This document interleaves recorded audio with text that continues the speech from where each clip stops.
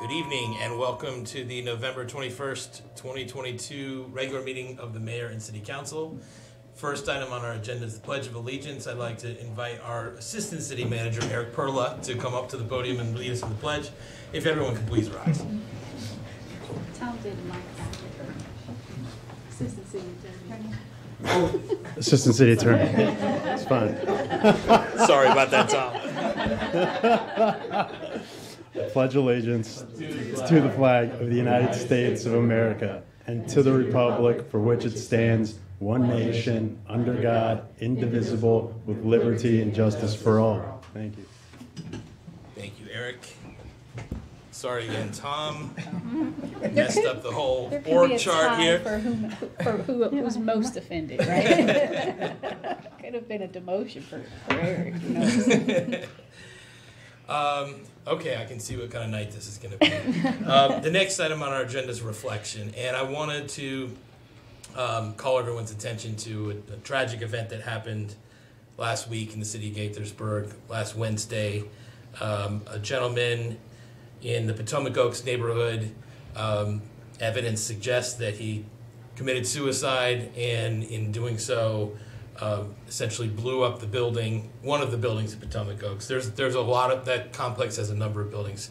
This impacted one of them. His unit and the ones above it collapsed, and there was a big fire, and almost, I would say almost miraculously, only one person lost their life, and it was the person who evidence suggests was committing suicide. There were other injuries, but everyone is supposedly going to be fine, which is a miracle. And I'm going to read the statement that we released in the wake of that incident. But before that, I just want to say that this kind of thing brings to mind, who knows? I don't know. I didn't know this gentleman. I don't know anything about the psychology, the pathology that was going on with him, and whether or not he was carrying around some internal battle that maybe if he reached out, somebody else could have helped with. I don't know. But to me, it underscores that there are people. We're all fighting private battles. That happens in life, and I would encourage people who are to reach out, because there's help for you, both within the city and within the nonprofit community, and with friends and neighbors. And to all the friends and neighbors, to the degree you can, look out for each other. So, with that. Statement we released says the Gaithersburg City Council and I, along with the entire Gaithersburg community, are deeply saddened by the tragic incident that occurred on November 16 at the Potomac Oaks condominium complex that resulted in multiple injuries and displaced residents. Our thoughts are with our residents and their families who have been affected by this devastating event. We are profoundly grateful to the Montgomery County Fire and Rescue, the Montgomery County Police Department, the Montgomery County Office of Emergency Management and Homeland Security, and to our own Gaithersburg Police Department for their life-saving rescue efforts. As the investigation is ongoing, we have every faith that our county partners and first responders will determine exactly what happened. We appreciate the support of the Department of Health and Human Services in assisting our residents who have been displaced.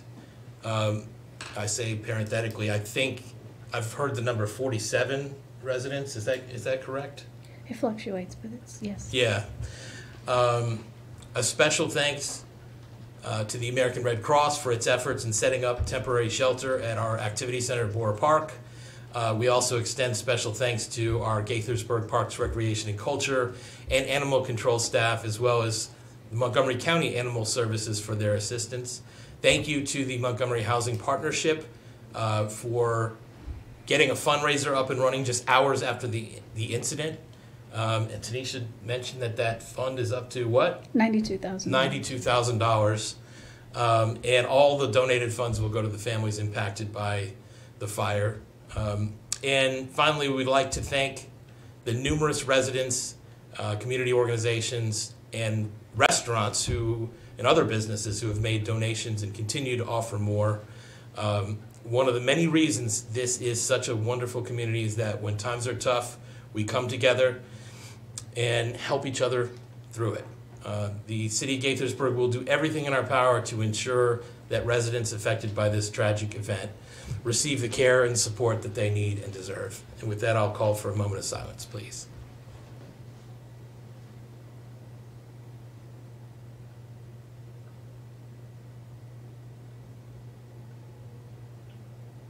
Thank you all very much. One further note, there will be a couple of proclamations or recognitions coming out of this. The event actually happened at the time when kids had just gotten into school, and the safety patrols at Brown Station, which was directly across the street from this, were out there, and apparently I'm told did an excellent job of keeping people calm and getting people to where they needed to be, so I want to give them a recognition. And there are, I'm told, a couple of people in the community who got to the scene before the fire and rescue and helped save some lives, and I found out one name, and when I find out the other, then we'll arrange to honor them as well. So with that, we're going to move to approval of minutes, and tonight we have one set of minutes to approve. It's from the regular session on November 7th. What is the pleasure of the council? So moved. Second. Okay, all those in favor, please say aye. Aye. Any opposed? Okay, that carries 3-0. I should note that Councilmember Spiegel and Councilmember Wu are both away on travel, and that's why they're not with us tonight, but we still have 3 members, so we still have a quorum. Next on our agenda is appointments and reappointments. Tonight we have several of those. What is the pleasure of the council? Mr. Mayor, I'll move to approve the resolution confirming the reappointments made by you to the Cultural Arts Advisory Committee, Economic and Business Development Committee, Gaithersburg Parks, Arts and Recreation Corporation, and the Historic District Commission. Reappointment for 2-year term to the Cultural Arts Advisory Committee, Beverly Kowalczyk, John Morgiello, and Lori Yankowski. To the Economic and Business Development Committee, a 3-year term, Vishal Gupta. To the Gaithersburg Parks, Arts and Recreation Corporation, which is why G-Park is so much easier to say. 2-year term, Oscar Alvarenga and Stuart Barr.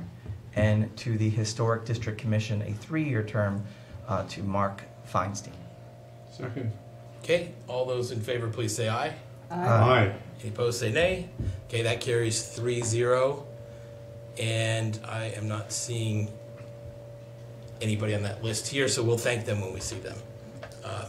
And as I always say, volunteering to be part of one of our commissions or committees is a terrific way to get involved with the city and provide meaningful advice and suggestions to the mayor and council. So, and get to know your fellow residents and what a great place this is. So I highly recommend it.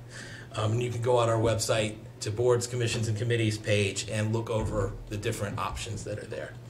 Next, we have presentations, and I'd like to invite the planning commissioners to come up and join us, and we're going to talk about the housing element of the master plan.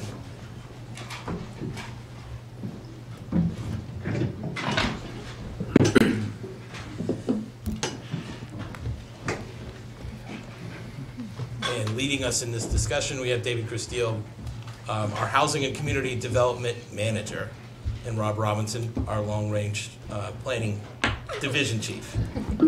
Close enough. Is that? At least I didn't call you Assistant City Manager. We're good. Go ahead, David. All right. Good evening, Mayor and council members and members of the Planning Commission. My name is David Christile. As the Mayor said, I am the city's Housing and Community Development Manager. The purpose of tonight's item is to introduce the first set of draft housing element recommendations. I've got a short PowerPoint presentation that follows the memorandum in your packet, and it's the memorandum dated November 17th, begins on page 26, and this presentation on 37 of your packet, but it's already up. Last month, we introduced the housing element, its structure and findings to date. At a future meeting, we'll present additional draft housing element recommendations. Tonight's presentation has essentially two parts. First, it's a review of some of the information that we shared last month. This included the data that we collected, feedback from several stakeholder groups, an online survey, feedback you provided us at the November 24th joint work session with several planning commissioners, and then an overview of several important City of Gaithersburg housing programs. The second part will hone in on the draft recommendations that include goals, policies, and programs. Ways to preserve the existing supply of affordable homes, both rental and ownership. Ways to help people remain in their homes or access homes, both rental and ownership. And then ways that the city can consider incentives to incentivize the production of homes that the market either doesn't produce enough of or are in very short supply. We'll welcome your feedback at the end of this presentation. I'm going to summarize some of the key data that we presented last month, and here are several takeaways. There are unmet housing needs for Gaithersburg households with both low and moderate incomes. There's a significant portion of working households in the city that earn less than $40,000 and $50,000 a year. This level of income limits the ability to afford a home, both rental and ownership. It's about an estimated 1 in 4 Gaithersburg residents has this household. They're earning less than $50,000 a year. The lack of homes is most acute for this population, and the gap that we'll show a little bit later on is really about 3,900 homes. There's also a significant portion of the working households in the city that earn between $80,000 and $120,000 per year. At this income, households can afford most places to rent, but their ability to purchase a home is somewhat limited. About 1 in 6 Gaithersburg households have this income, and they face a shortage of about 1,000 homes. Another takeaway is that housing cost burdens are greater for renters than they are for owners. Secondly, within the high cost burden, cost burden is when a household spends more than 30% of their income on housing costs, whether it's rent plus utilities or a mortgage plus insurance and so on. And so that's the standard. So if you've got you make $1,000 a month, you should be spending about $300 of that money on your rent, and when you exceed that, that's when you're considered cost burden. Secondly, that the housing cost burden for both owners and renters are higher for Black and Hispanic residents than white and Asian residents. The online survey provided additional feedback that informs the recommendations. This shouldn't be a surprise, some of these points. Most people want to own a home, whether it's a condominium or a townhouse or detached home. They really want to own a home here in Gaithersburg. That said, many people understand that the number of detached homes is limited and very expensive, so therefore their option is likely a townhouse or a condominium. Because prices have risen and are expected to rise faster than incomes, the barriers to home ownership include the high cost of homes, the lack of savings, and including money for a down payment or closing costs. As I mentioned above, the supply of homes, especially at moderate price and below levels, is limited, and survey respondents want us to try and figure out how do we get more options for that ownership in the ownership group. Respondents also understand there's several ways the city can help, providing down payment assistance through programs like the Gaithersburg Home Assistance Loan Program, helping incentivize more home options and continue to develop units using the moderately priced dwelling unit program. Stakeholders that attended several of the workshops we had this spring repeated some of the same themes as before. They support down payment assistance to help people purchase a home in Gaithersburg. The support includes the city's role in this process, providing GALP loans. There's a consensus that housing prices have risen faster than incomes, and again, that this dynamic will likely continue.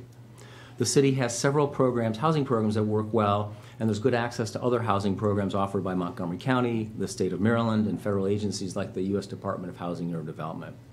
The city, however, should continue to use the programs it has and also seek ways to improve them. For people who don't own their own home and are not ready for ownership, rental assistance was the preferred option of the feedback that we got from the stakeholders group. But they understand that this is a problem, but people should seek rental assistance to get to those units. The final point here is that I think everybody across the stakeholder groups recognize that the city resources are limited and that there are simply not enough resources for us to try and help everybody.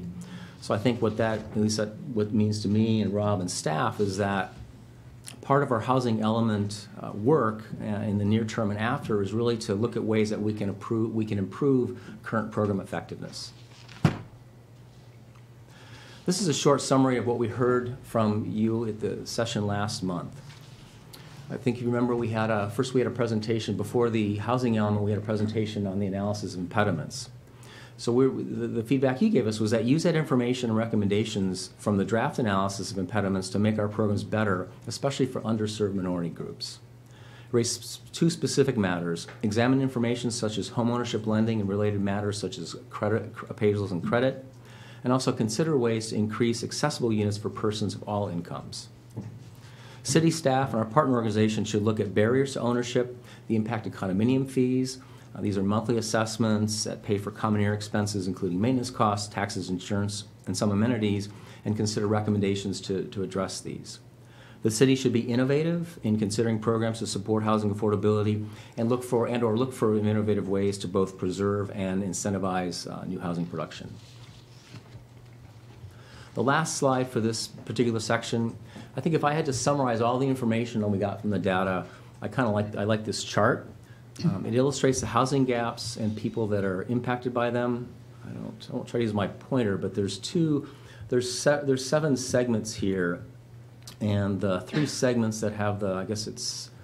You can use the mouse. We can see it on the screen. Thank you. Oh, right. So people impacted in these 2 segments have the highest impact, and you can see that these are people earning up to $40,000. It includes people that have part-time minimum wage jobs. It includes people that are in retail positions, fast food workers, and so on. So there's about a little shy of 5,000 households in that category. And the housing supply, and this is a supply that's affordable to those groups, and that means affordable that they're not paying more than 30% of their income. There's a gap in supply of 2,300 units at the lowest end and around 1,600 units at the bottom or the upper end. That doesn't mean these households are homeless. It simply means that they're probably overpaying for the housing they've got right now. The second group, and this is the moderate income group I mentioned earlier, in this $80,000 to $120,000 range, typically described as what people call workforce housing. There's about 4,300 households in that income bracket, and there's a housing shortage, according to the data, of around 1,000 units. Again, this doesn't mean that these people aren't without homes. It simply means that the housing that they have, they may be overpaying for it. But I think this is a good illustration of what, in terms of looking at the housing gap for the city, this is a reasonable indication to do that. I want to point out before I move on is that you know, there's 3 segments that have gaps, but the other segments there's actually a surplus. So I think if you look at this, the supply and balance, we've got a good supply of housing in the city of Gaithersburg. The city has several existing programs to help people obtain an affordable home. First, as I mentioned before, the Gaithersburg Homebuyer Assistance Loan Program, or GALP. It's the city's workhorse loan program that helps residents purchase their first home. These are zero-interest loans that help cover the down payment closing costs. The city's helped about 350 households over the last, I think it's the last decade and a half.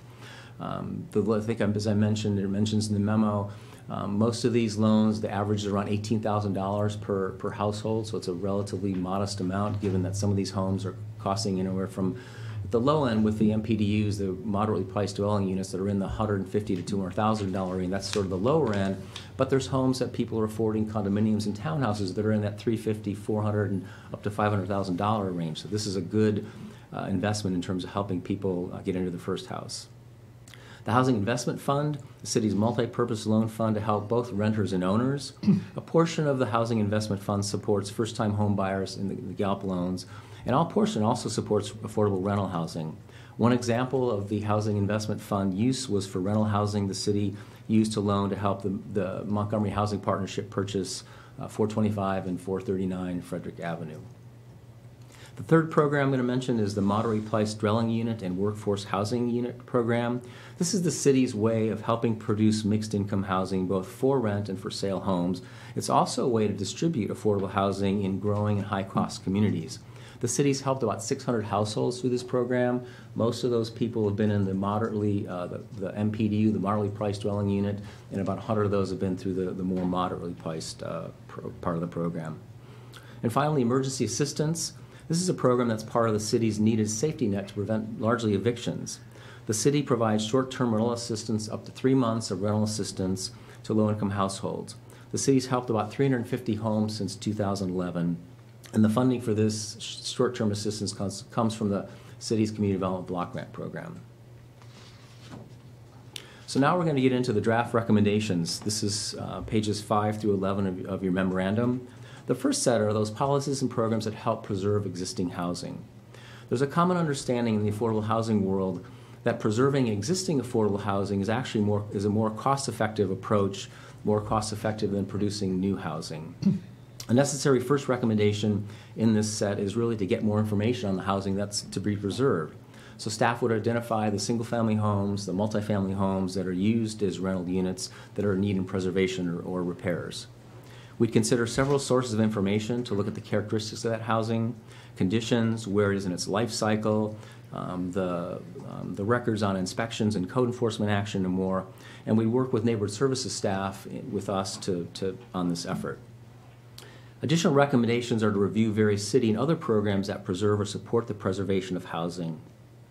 We also offer several recommendations that focus on preservation itself, getting information and resources that help owners make repairs, adjustments to enable longer-term unit stability, getting information out on preservation resources, how to get homes repaired, where to find that, providing services such inspections and other ways to gauge the scope of preservation, and finally, direct resources to get repairs completed. These could be grants or loans from full range, these could be from the local level. There's also state and federal resources that could be used for this. Other recommendations to preserve existing homes focus on expanding existing partnerships that achieve long-term housing preservation or creating partnerships that currently don't exist. The city is fortunate to have a wealth of other internal and external partner organizations to further its preservation efforts. These include other governmental agencies like the Montgomery County Department of Housing and Community Affairs, the state's Department of Housing and Community Development, and the federal government, the U.S. Department of Housing and Urban Development. And they include private nonprofit organizations, including the Housing Initiative Partnership, Habitat for Humanity, and Rebuilding Together. And as the mayor mentioned earlier, there's a Montgomery Housing Partnership, which also is in part of this space. We offer a set of draft recommendations to help people remain in their homes. So this is focusing on the people and how do we help them stay in their homes or access better homes. For persons with acute needs, we recommend efforts that focus on preventing evictions and homelessness. Eviction prevention efforts would focus on using information from various agencies in the eviction process to identify people at risk and act before they get an eviction notice or get evicted. We recommend providing information that targets assistance to prevent eviction, working with our community service staff and programs such as the Emergency Assistance Program and with the Housing Opportunities Commission to get quicker access to the longer-term rental assistance that they need, including the Housing Choice Voucher Program. The city should continue to support its community service programs to address homelessness, the street outreach, the transitional housing, and referrals to agencies for a wide range of services to help people from being evicted or being displaced. We should explore and expand programs to help our seniors age in place or age in community and to improve their homes' accessibility. We recommend a set of programs and policies to help people access better homes, both rental and ownership. Oftentimes, simple activities like providing information is sufficient to link people with housing and resources to help them. Another level of information can help people obtain affordable housing by increasing their ability to earn and save more money so they can afford better housing. This includes a wide range of financial literacy and education program like the city's Financial Empowerment Center. As with preservation recommendations above, strengthening and developing partnerships can bolster efforts to help people access affordable homes. And again, one example that we've cited before is with the Montgomery County and the Housing Opportunities Commission. And finally, the Gaithersburg Homebuyer Assistance Loan Program is really the main pipeline to ownership. It's performed reasonably well, and staff recommends its review to improve its effectiveness and reach. For example, I don't know, this map shown on the screen is a map of opportunity areas, which are the green areas, and the standard areas are the purple areas. I think back in 2015-16, the idea was how do we provide a better incentive using the GALP loans to help people get a home in a more expensive part of the city. And so that's the opportunity areas, and those are loans up to $25,000. The standard area, these are homes that are generally in lower cost parts of the city, and the loans there are $12,000. And so there's this idea of maybe we should relook at that and just to see, is this the right number? Is this the right geography? But that's an idea that we could hopefully make the GALP a better program. Another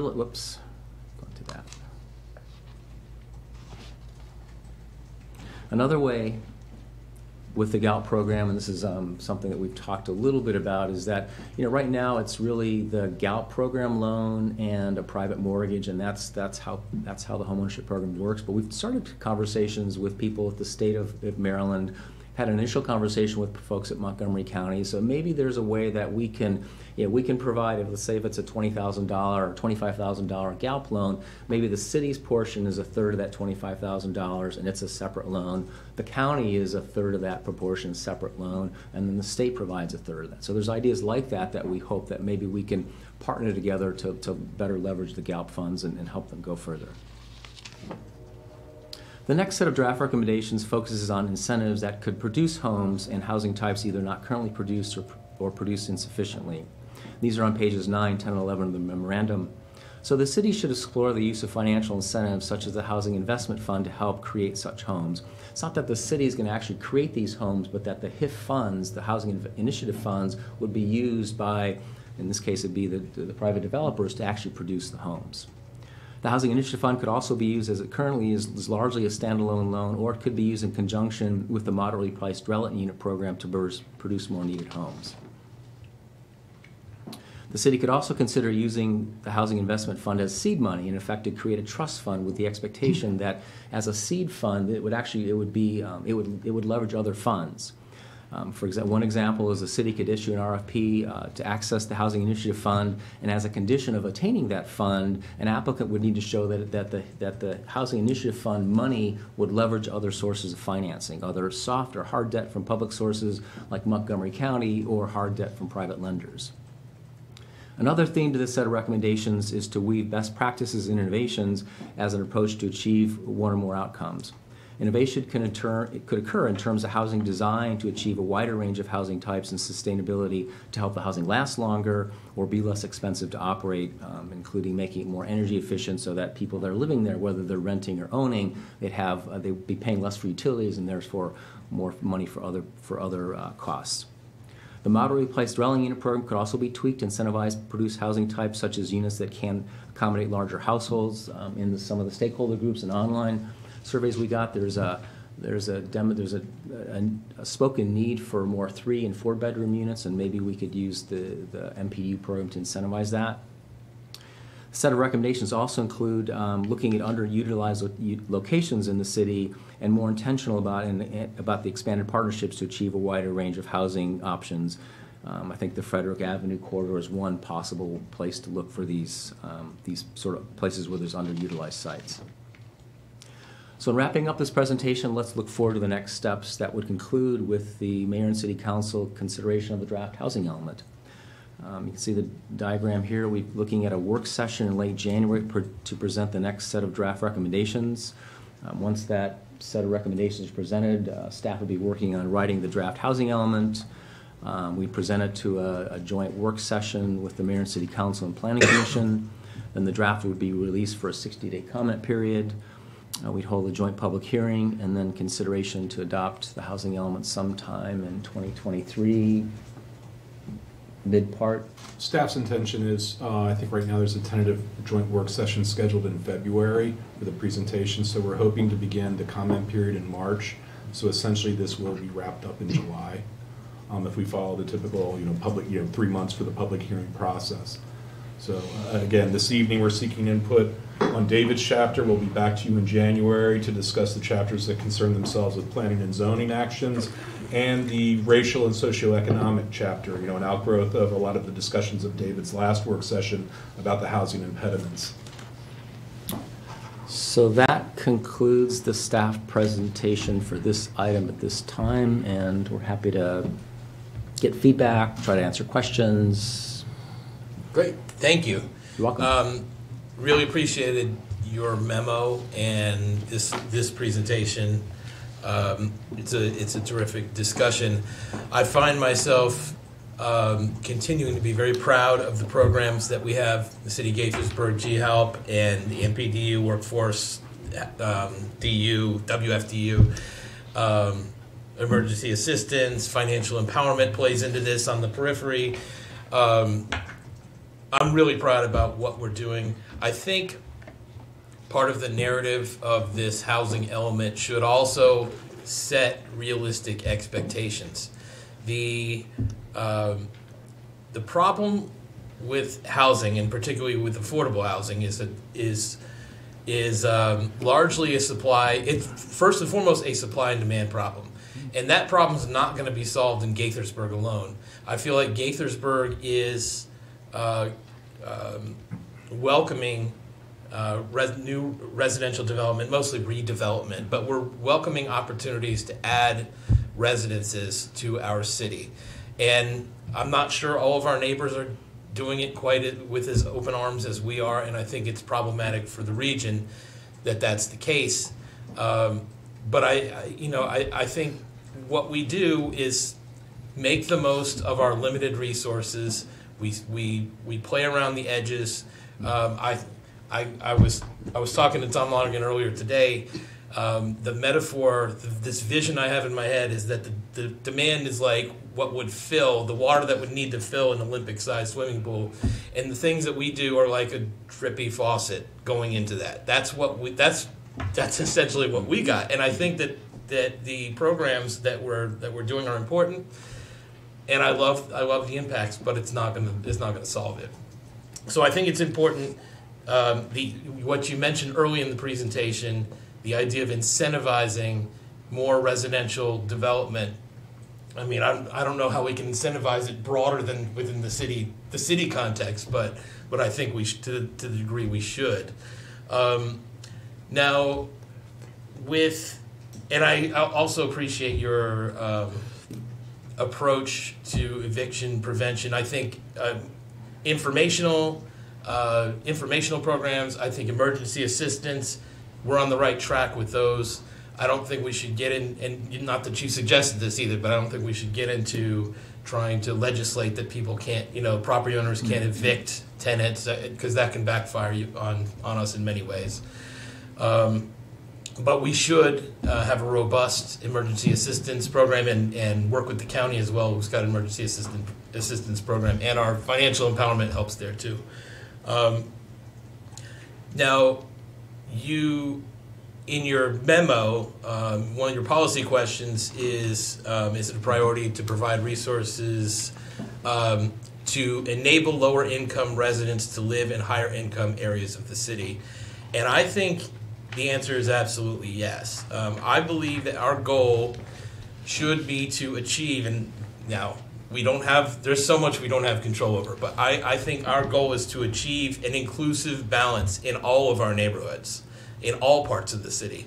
And that means that, yes, we should try to increase affordable housing opportunities in places where prices are higher, and where fewer such opportunities exist, and we should try to level off affordable housing opportunities where there's already a preponderance of affordable units, whether that's affordable by legislatively mandated affordable or market driven. To me, our policies should always encourage inclusive housing in all of our neighborhoods and try to avoid large pockets of either exclusively high-cost units or exclusively affordable units. So, again, I feel like if we were king, or if we could get that done, but we're not. We don't have all that control, but I think ultimately that's what we should strive for.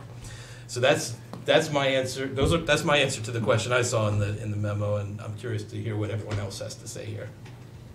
Who went? Lisa? Yes. Go ahead. Thank you, Mr. Mayor. Thank you, David, for this presentation. It hits at a great time for me. I just came back from the National League of Cities, where the affordable housing gap across the nation was a topic of interest to all member cities. In your packet on page 26, and you talk about the gap in Gaithersburg, and if I'm reading this correctly, we're at 3% affordable housing stock for home ownership, and at 5% for rentals. Am I reading that correctly? I'm sorry, and you said that was page 26? The bottom of 26. 26 and the start of 27. Yeah. Oh, yeah, that's, and this is, I mean, this is essentially trying to describe the housing cost burden. And so if a household has 30% of, if they're trying to spend 30% of their income on housing, and that equates to $1,400, that $1,400 won't go very far. And in this case, it's comparing if I had $1,400 and I had to cover the median rent that was $1,700, I'd have this essentially this $316 gap that I'd have to pay. And then so there's a choice of do I pay that gap and overpaid, or do I move someplace else? So that's what that's trying to illustrate. And then the idea of somebody with $1,400 a month to spend on housing, for them to try to afford a median priced, and that's a median priced house in Gaithersburg or ownership unit. That's just, that's like sort of the analogy you raised in terms of you've got this pool size need for money, and you don't have enough money. So that's what that's trying to illustrate. Okay, thank you. That says that the gap is huge in the city of Gaithersburg to obtain a level that's achievable to meet our needs for affordable housing. Because I'm looking at a number here of, where'd it go? It's on packet page 27. The second bullet says the resulting gap for current City of Gaithersburg households earning less than $40,000 a year is 3,899 homes. So that's what we're looking at as to achieve a level of good affordability units within the City of Gaithersburg.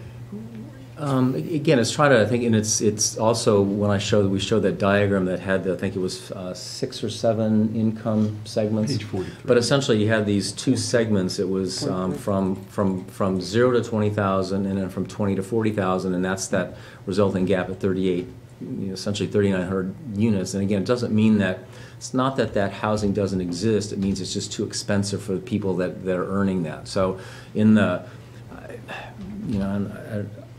I hesitate to say this, but I'll say it for conversation's sake. In the world as it could or should be, the gap, there would be zero gap at all across the range. But the problem with that, or challenge, whatever the language is that it's just the resources it would take to close that gap, or just nobody. I don't know if anybody in the country that has those resources, but for places in the country where the housing costs are relatively low, and if you're earning, let's say you're earning a medium wage job, you can rent what you want, you can purchase what you want, but that's not the case here. It's just it's the point that I think the feedback we've got from stakeholders is that we understand this problem is bigger than we can solve alone. Okay. It's bigger than we can solve collectively. But I think what we're trying to get to some of these recommendations is say, well, we know that we've got resources that are finite or limited, but how do we use those finite resources to leverage other people's money? And again, trying to get, if it's getting money from Montgomery County, if it's getting money from the federal government, it's getting money from the state, how do we try to do that with our own money? And we're not going to, I think we're going to try to do the best we can so that at least if we've, in any given year, we're doing 30 or 40 GALP loans per year, maybe we could do twice as many if we had funds from other sources. And so that's what we're trying to, I think we're trying to get to. Not sure that the challenge for much of Gaithersburg, if you remember from our first work session, there is no housing gap in the city. We have plenty of housing. It's the affordability gap. And as was discussed, the way the market is right now, it is very difficult. It's impossible for builders to build new homes unsubsidized somehow to meet these price points for these economic cohorts. The existing housing inventory, we've been a victim of our own success as you drive around. If you remember, going back to the last work session, I mean, again, our median price is, I believe, over $500,000 right now for a house. I mean, in some neighborhoods, such as Washingtonian Woods, where the median price is $800,000. So to try to come up with a house that's affordable to $30,000 a year, or even find an inventory that exists in order to grant GALP loans, that's really the challenge that we're trying to face. So a lot of this gap is also then, falling back onto the rental properties and trying to find, equitable up to current amenities multifamily that can also meet this. So that's been a challenge. One of the things David mentioned earlier in his presentation, if you look at that chart as we discussed at the last one, between the 40,000 and 80,000, there's a surplus for that cohort, the 40 to 80,000. But it's not in ownership opportunities. It's solely based upon a preponderance of rental that has come in. So this is sort of the challenge that we're trying to balance here. While everybody may want ownership and want a single family detached homes, the reality is market and otherwise is this just may not occur for certain economic cohorts. Because the market's not there, the inventory's not there. And as David was mentioning, for us to begin to subsidize all that, I think would be an astronomical cost. So how can we best use our programs to get the biggest bang for our buck and help the most people? Thank you. And one last item, in the area of preservation, I like where you're going there, particularly in terms of developing more efficiency in a home. If I'm in an unaffordable house because my heat is inefficient, if I need a new HVAC or that, I like that approach. In terms of, and I'll use the word stock. I know we're not going to build a new home there, but in terms of affordability, does that get us a small, medium, or large hit, you think, in terms of what we know is in our supply right now, what can or needs to be better preserved? Does that give us a significant hit? Does that make sense? I'm not quite sure I understand the question. So in our supply stock now that we have, do we know what we have on our hands that's inefficient in terms of that we could drive preservation to gain efficiency? I don't, but I think that's part of the work that we want to do is really take an inventory of, let's look at the rental, just pick on the rental stock, and this means this could be single-family homes that people are renting out. It could be the apartments like the MHP, the Montgomery Housing Partnership units that we helped them purchase. Largely the old, some of it's garden stock, but the older housing stock. And, what is the condition? What is at some point there's a life cycle in an apartment's life expectancy, and so where is that? Are we getting to the end of that life expectancy? Are there ways that, again, with the MHP units, they're going to do a pretty significant renovation that's going to replace the windows, replace the roofs, put in more higher efficiency HVAC systems in ways that the bones are still there, the structure's there, but what's inside of them in terms of insulation, windows, roofing, it makes them more energy efficient. So that's kind of what we're looking at, and then doing that in a more holistic way across the city to try and, so if we've got we've got a supply of 10,000 rental units, how do we put those 10,000 units in a line and say, well, these are the ones that are in really good shape. We don't need to do anything with these right now. Here's some units that are kind of, they could use some touch up and things, and then here's your units that are, that are really, with the code enforcement's been all over them. They're really getting older. You can sort of see that for whatever reason the owner's not reinvesting in these, and sort of but laying out this I guess, this housing supply and looking at it from a preservation perspective, what strategies, what resources make sense depending on what kind of apartment it's in or house and what condition it's in. So that's the intent of this. I think we have a much better grasp of rental only because of our yearly rental inspections and the permitting. I think the real challenge for us going forward with this, and David may agree, is the ownership opportunities. So in some ways, if we set the stage and the master plan, it's almost like Field of Dreams. If you build it, they will come. I mean, a lot of owners, we don't necessarily go around in inspecting the interiors of ownership units unless they have a rental component. But if we have some program that begins doing things like this, I think people will take advantage of it. So again, from a rental standpoint, we have a leg up because of our inspection program. So this will be a lot easier. The challenge will come on the ownership side. All right.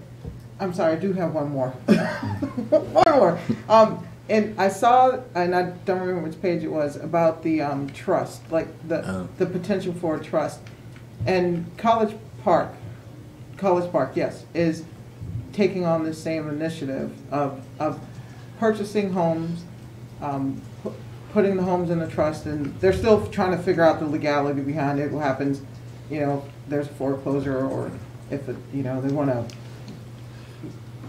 through inheritance, they're still figuring those things out. But I'm excited that that's in this plan, and we're gonna take a look at what we can do. And I think, Ms. Henderson, I think you're talking about the community land trust, yes, that model, okay, that we're going to explore. Because I think in at least in my understanding of the world of community land trust, it's oftentimes it's a nonprofit that forms for the purpose of creating a land trust, and they go out and they purchase, whether it's individual homes, or they purchase properties that may have a number of homes on them, or they purchase a large rental place, and then they hold the land, and essentially they take the land out of the equation, and then they get the buildings fixed up. And so I know the District of Columbia they've got an active land trust. There's a couple places in Virginia that do that. I'm not aware in Maryland if there are any, but you mentioned along the Purple Line in College Park. I think they're trying to get that model up, which again, it's a way of essentially it takes I don't want to oversimplify it, but it's essentially taking this property off the market, because if it's a nonprofit that owns it, and they give a 99-year ground lease to somebody who renovates the units and keeps them affordable for the long term. That's a model that's working. I think where I thought you were going initially was the trust fund, which is part of my experience in terms of having a fund which is really looking to leverage other funds and it can be done either for ownership or it could be done for rental. But the community land trust is something that we've got in this draft, and we're certainly going to explore ways to at least explore the idea. But it'll be a nonprofit that would be creating that. There may be a nonprofit that's at the Montgomery County level that could work in Gaithersburg. There's a number of ways to look at it. Thank you. Next, I am done. I'm really done this time. Jim. Thank you. Thank you, Mr. Mayor.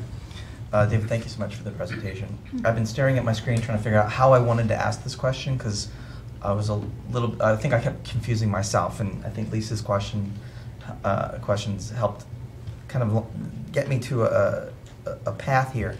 Talking about preservation and the city getting involved in identifying housing and rentals in need of repair. Mm-hmm. And wondering how and where we would step in. And in thinking about the rental stock and thinking about how we might look at making any kind of structural or whatever changes might be needed, it felt to me very much in the model of the Toolbox grant, and looking at that for landlords, and wondering as business owners if that that matching approach. But in thinking about the ownership, is it a situation where, much like the GELP loans, where we're trying to help people get into housing, is it a grant or a loan mm-hmm. to somebody looking to purchase a property and they need these things to fix it up, mm-hmm. versus an existing homeowner?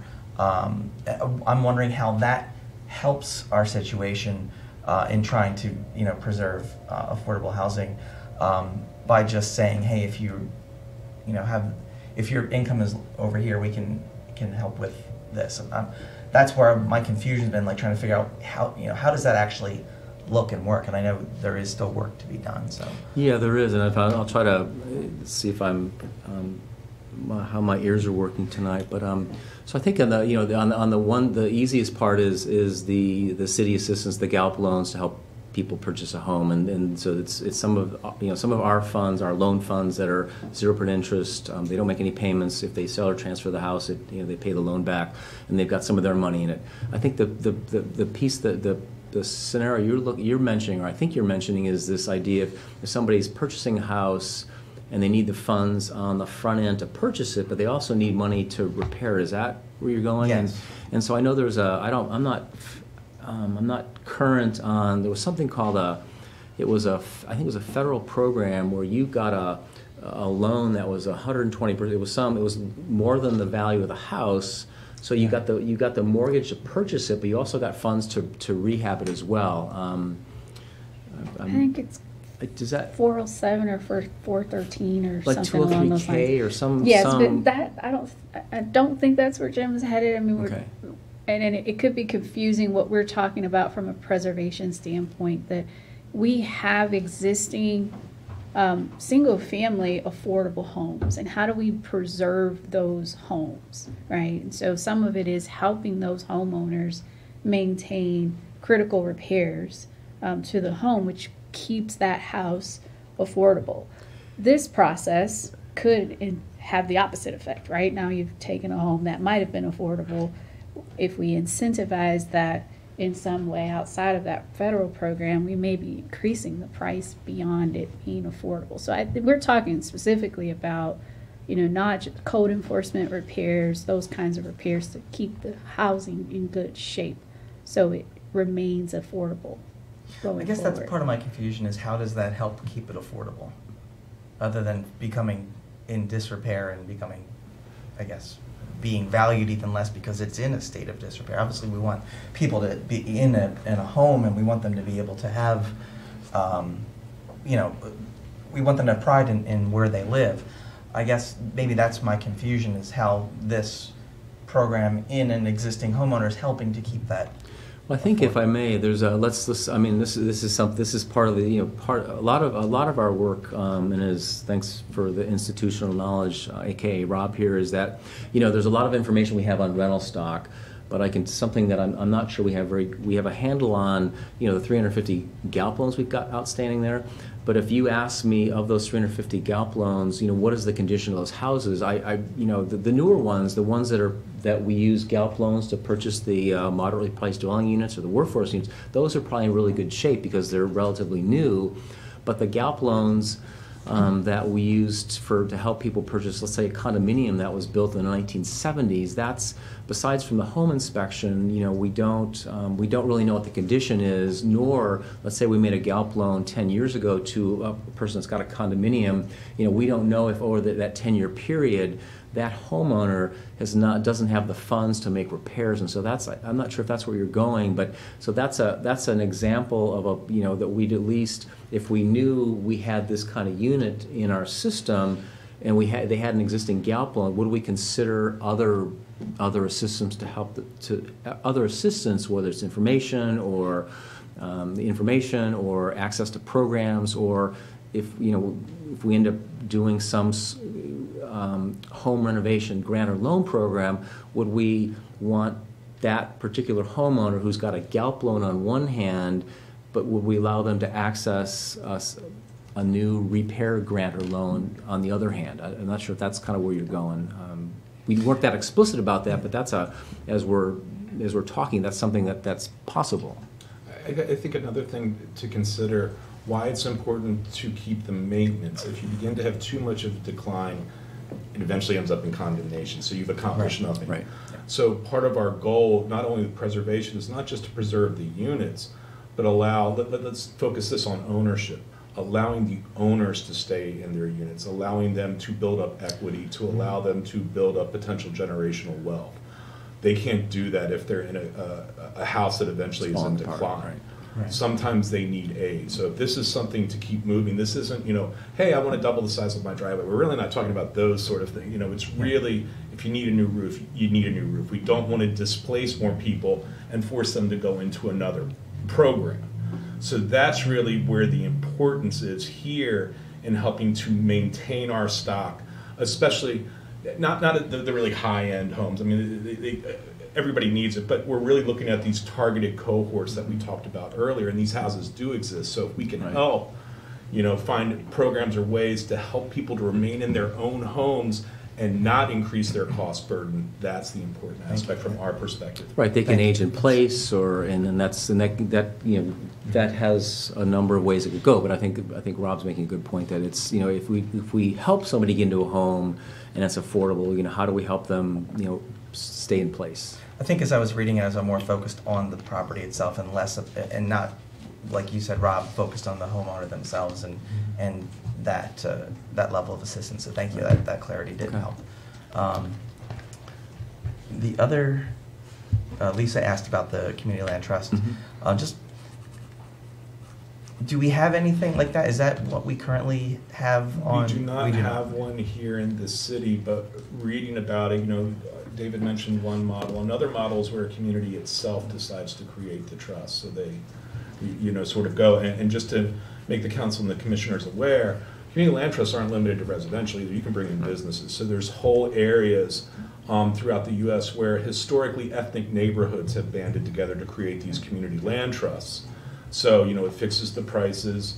It's sort of, if you want to think about it, the ownership sort of like a condo regime. So you have a board, you own your house, but the land underneath it is owned by the trust. So this is why they're able to put caps when a housing changes over. So this is why, as we were exploring things, if this is a way we can help facilitate or get information, not necessarily run a land trust, but if there's interest, this would be something we want to explore. So that it works, both ways, but it's really helping people take control of their own neighborhoods. Sure. No, that makes sense. And then finally, on packet page 33, it talks about policy of, we want to increase home ownership for low and moderate income first-time buyers, with an emphasis on groups that have historically experienced greater barriers than other groups, which is fantastic. Are there any concerns about, particularly with some of the recent Supreme Court cases, looking at affirmative action and the Equal Housing Act? Like, are there any, and I guess I would turn to Lynn on that one, are there any concerns with specifically calling out that we want to prioritize these groups and putting us at risk by calling that out? Yeah, I think certainly with the Fair Housing Act, the courts haven't struck down any components of that act to date.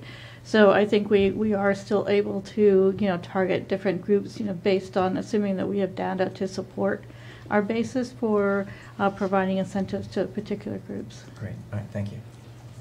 All right, that's it. Thank you. Okay, we'll go to Neil. All right, thanks. So great presentation. I really appreciate the question and answer to this point.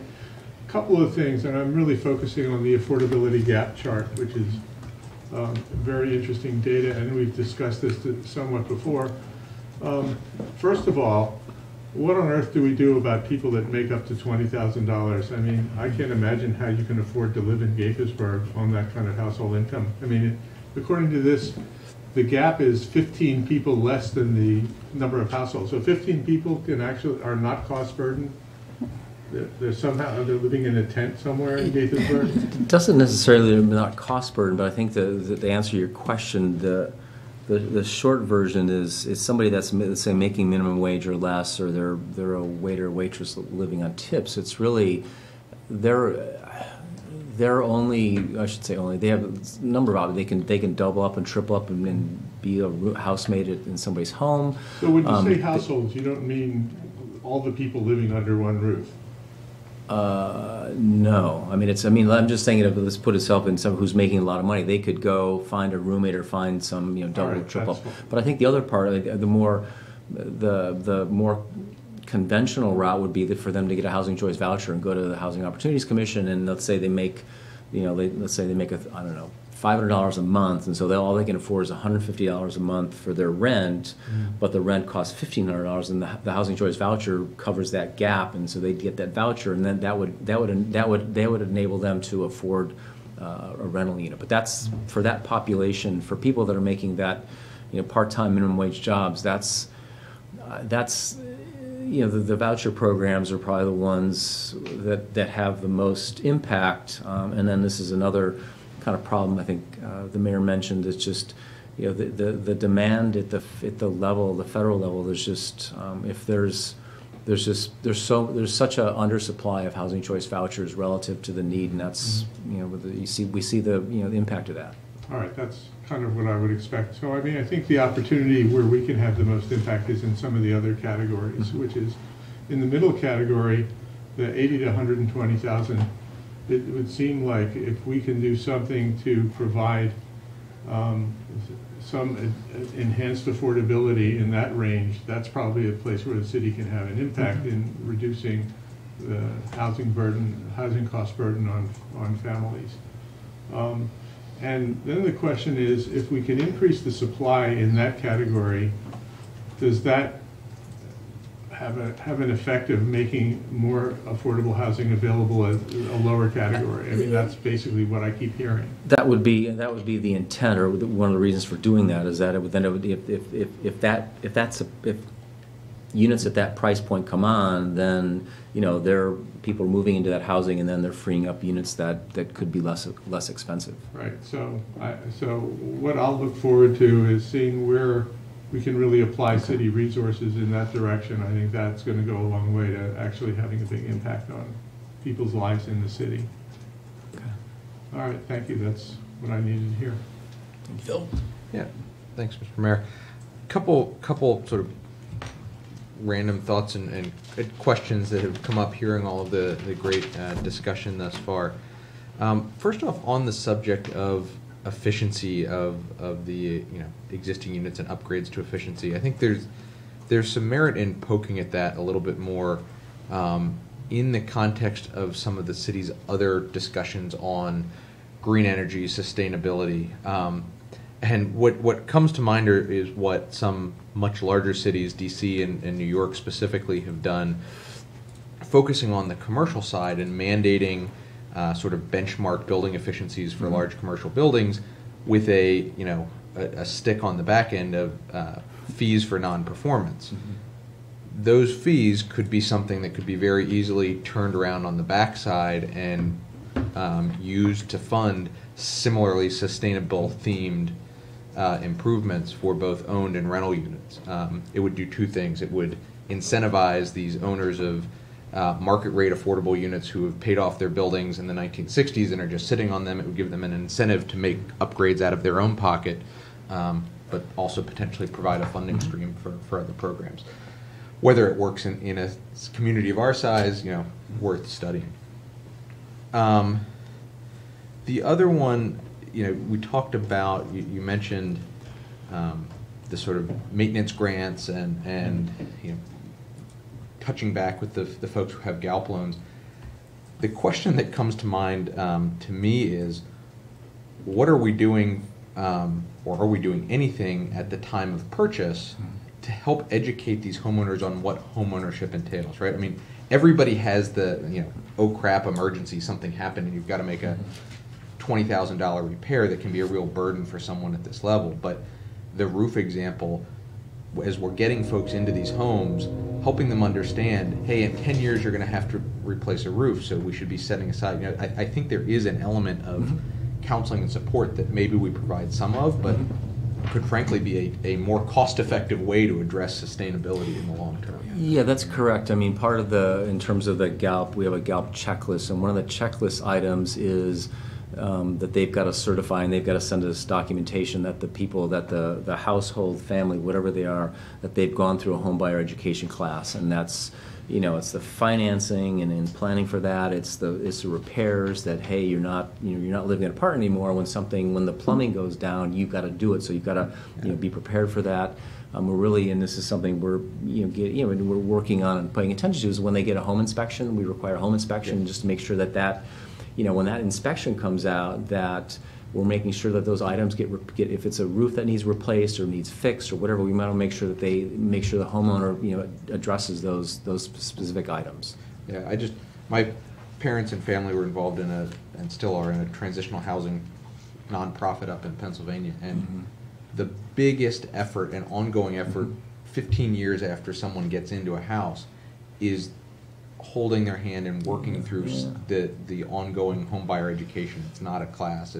And if we're looking at cost benefit, there may be some more benefit to a lower cost to some expanded programs in that area. No, and I think we've got a good, I guess it's the Housing Initiative Partnership, HIP, which is, they've got an office here in Gaithersburg. They've got their main office in Prince George's County, but they've got a wonderful, they do a lot of wonderful counseling, and part of that counseling arm is really preparing folks for first-time home buyers. And it's not just a one session, here's a checklist, make sure you look at these items, and then we don't see it. But it's over a period of time in terms of walking people through, this is what it takes to own a home, focusing on, again, the financial piece, but then the piece that you're mentioning is really the maintenance stuff that comes up. And it's not just, changing a light bulb, but it is the paying attention to the short-term, the day-to-day stuff, but also the long-term stuff, like your HVAC system, like your windows, like your roof, and so on. What's the name of that organization again? The Housing Initiative Partnership, HIP. I think as a follow-up, for the purposes of staff guidance, what I'm hearing, I'm sorry I don't have the packet page numbers, but page 7 of the memo, the last bullet under the goal of help people, I think that's building off. Would you want to see tweaks to that statement that is there to maybe better align Commissioner Wessel with what you had just mentioned? So this is the one that begins provide information services and financial assistance, i.e. on economic literacy and renting and home buying processes, and utilize the city's communication and public engagement team to get information on services and financial assistance. Do you feel that is a good leaping off point, and maybe we just amend to sort of build in what you had just mentioned, or are you looking for a new separate recommendation?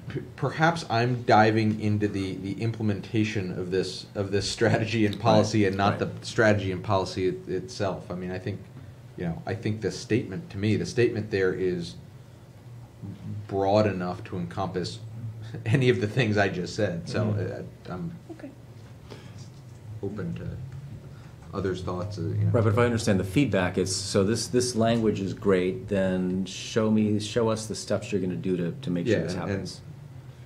And fairly enough, that's a discussion for a year from now. Okay. Matt. Yeah, just I'll just add a couple of big elements. ULI Housing Group, the National Product Council, we years ago came up with that sort of baseline start for a lot of jurisdictions, typically county jurisdictions, to come and to start to begin to address what is obviously a critical problem. And I think you've got 95% of it really wonderfully outlined here. Mm-hmm. I would just offer some general reinforcement to say that I think, to the mayor's point, ULI would recommend that you identify long-term and short-term goals. Mm-hmm. You would call them expectations, but they're goals, right? And really making sure that it's clear that something like missing middle housing, whatever Rob calls it these days, and then other sort of long-term strategies of stack down housing. Being able to build at the top end, which is the only place we can build now because of land and house and construction costs. That as that trickles down, that we have a product type that trickles down well. So that's a 30, 40, 50-year vision, right? Which is what we're supposed to do, right, as planners. And it applies to most of the elements in your packet. You already have it in there. I just think probably reprioritizing and maybe putting the title in there might help. This is a long-term goal. This is a short-term goal. This is and then I would add that one of the main things that came out of that product council is just how essential it is for that local jurisdiction to be the translator, be the institutional, linguistic translator of all this sort of governmental bureaucracy. So I think there's the most power, and I think the most effective dollar we can do is to have you here and you be able to translate. Mm-hmm. If we're going to take our $10 and make it 100 through 4 or 5 or 6 different income sources, that we do the heavy work of hiring you, maybe staff, I don't know who, mm-hmm. and really thinking that through and really streamlining that idea, so that when someone comes to us with a need, whether it's a for-profit affordable housing developer, or whether it's a person looking for a home, or whether it's a person looking for somewhere to rent, that they have a really streamlined, mm-hmm. green taped idea of how to get to that piece. Financial stuff, frankly, isn't nearly as complicated as it sounds, but it sounds really complicated, and it's very overwhelming for the vast majority of our population. And that institutional overlay is, I think, in my opinion, and ULI's, is a big part of the imbalance, cultural imbalance between who owns a home and who doesn't. So I think if we can be that conduit, if we can be that translator, that's probably $1 very well spent. So those are the two big things. Thank you. All right. Neil. So I just wanted to make sure there's an emphasis on one thing that I think will have a significant impact, and we've touched on it to some extent, which is the preservation of the existing market rate, market affordable units in the city, of which there are many, right? Especially the older garden-style apartments, things like that. What we don't want is for the land to become valuable enough where those buildings become more valuable being knocked down and turned into something else, whatever that might be, shopping or retail or office or whatever. So any program that we have that can maintain those to the point where they continue to be viable as rental units is, I think, going to be probably the lowest hanging fruit in that category of housing that we can go after. We don't want those to disappear. Those are an important resource to keep people in affordable housing in the city. Thank you. I disagree with that. I'm sorry, Neil. I don't think we should be in the business of picking a piece of property or a set of pieces of property and saying we should try to constrain the values of these properties so that they never redevelop. If that's what I was understanding you to say, that way by doing that we preserve market rate affordable places. So what happens if we don't preserve market rate affordable places? I mean, it's the life cycle of development and redevelopment, and like newer stock comes in, and the older stock, newer stock comes in at higher prices, and there'll be an affordable component to it, and it depresses the prices of older stock. The old analogy is architecture buildings are like trees, gorgeous, beautiful, we all love them. At some point it becomes a threat to your home. There's tree phobic. People have been attacked by trees before, right? So, but it's something we all love, we all want to respect, we all want to maintain, we want to do everything we can while it's flourishing to keep it healthy. But once it's time to go, it's got to get knocked down and replanted. And that's I think the same for housing stock. Housing stock is not an unlimited product. It has a half-life.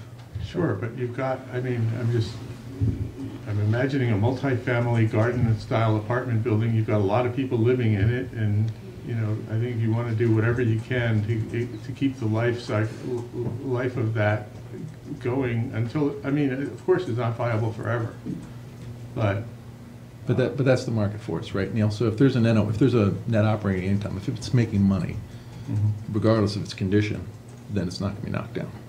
So if there's an incentive to put more density there, if there's something else to create something that's more accretive, that's more valuable, then it'll have to be a big leap to get over what it's already making. So it's very unlikely that a property that's functioning gets ripped down. So it's once a property gets to that point, if we let it get to that point and it still has life left, then there's been a failure there. Agreed. Right, but if it's gotten to its, death knell, to its half-life, then we ought to be looking for ways to speed up its rebirth. Sure. Yeah. But I'll tell you that it flies in the face of everything I've heard from affordable housing advocates who have come before us, who basically advocated for helping to maintain existing housing stock for as long as it's reasonable. I mean, it's not forever. Yeah, and I'll split the hair and just say that I think what they're telling you is that something that could live for 50 years is only going to live for 40 if we don't take care of it. Right. Right. But once it gets to 50, it's got to go. Sure. So when we're dictating that sort of professional analysis of where that communities, where that residential homes, where those homes are in their life cycle is a really tough thing to call. So staff could do that. but that can be a real struggle. And this builds off to what David was mentioning Yeah. about how we want to explore, are there ways to subsidize energy upgrades, infrastructure upgrades on these, if we can get another 5-10 years out of it. I think there's a way to thread the needle of preserving the existing market rate. I think to the mayor's point, changeover is good, but I understand Councilmember Harris's point that you're going from 100% affordability to 15% affordability when it redevelops. So, by the flip side, as we explore our programs, and it's how do we address essentially the other 85%, if you go a unit for unit count, how do we help them? It's not necessarily that we want to artificially suppress our tax base or do things like that. The new redevelopment, when the time is right, is a good thing, but we still have this moral obligation, this compact to help those residents who can no longer, there aren't going to be part of the lucky 15% that get to stay there. But And we have, it's been a while, but we've had this experience before when there was a redevelopment, there was displacement. And what happened was that the city required, or I guess we made a deal. I don't know if it was by ordinance, but I think we made a deal with the developer that says anybody who's being displaced gets sort of a severance of 3 months rent. We put our community services office together with anybody who was going to be displaced to try to help them relocate. We gave them opportunities with the GOUT program.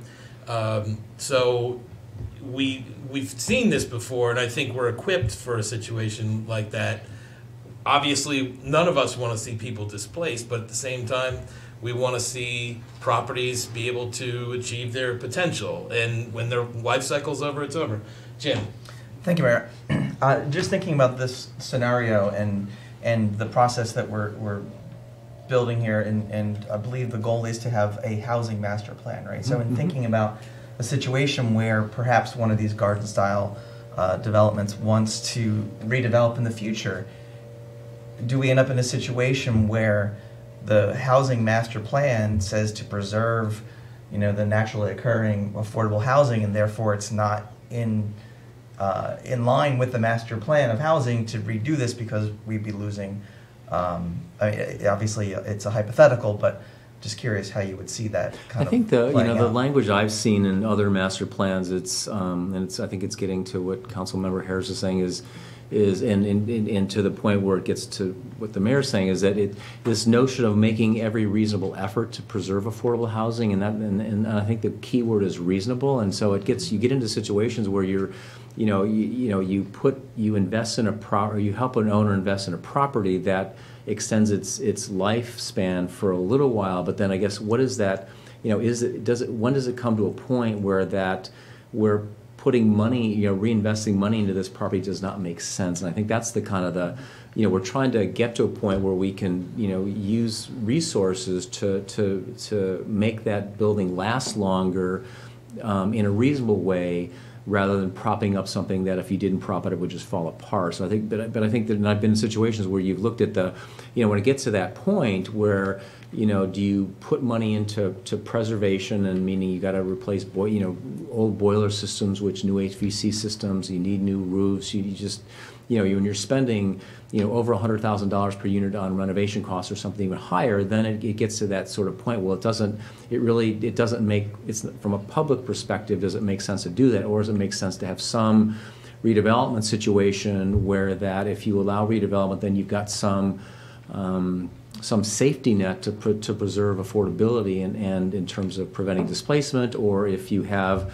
and I've seen this in other places where, fortunately the land value is higher, where you can take an old garden apartment that had only 30 or 40 units, and you can put 250 units on that site, and you can completely replace all the affordable units that are on site, and then also you can do market rate units on that. So you've got this mixed income development. That's kind of a rare space, but I think that's the idea, that if you allow redevelopment, how do you preserve affordability, whether it's either on-site or someplace off-site? But I think it's a balance that we're trying to, and I can, from the feedback we're getting, we're gonna have to sort of, come up with options so that when we get into this space where, does it really make sense to put public investment into these units anymore, or what's the alternative in terms of some redevelopment situation, but then how do we preserve affordability? How do we, if tenants are going to get displaced, what happens to them?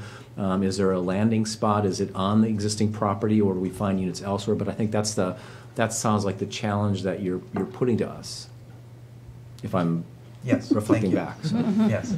Okay. Lisa. Yeah, okay. Thank you, Mr. Mayor. And just a comment that when we're talking about affordability, it hopefully comes with associated amenities, public transportation, affordable shopping.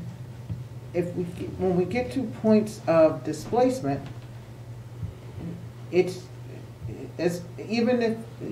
not necessarily baked into the master plan that displacement may mean movement away from public transportation, affordable shopping. Even in the conversation of moving affordable housing into high market rate areas, where's the affordable shopping?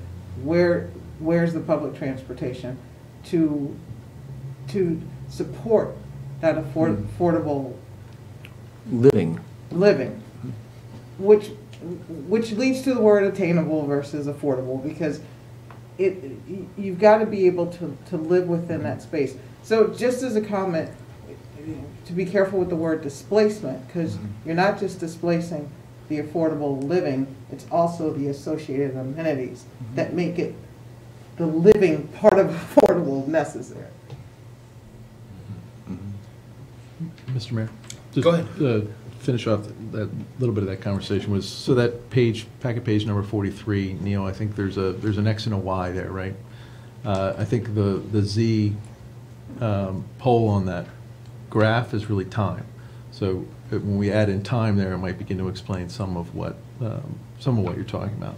So as units age, the 50-year units we're worried about, those 40-year units then become those attainable units, and so on as we push down or up the chart, however you want to look at it. So there's a Z there, there's a Z axis there.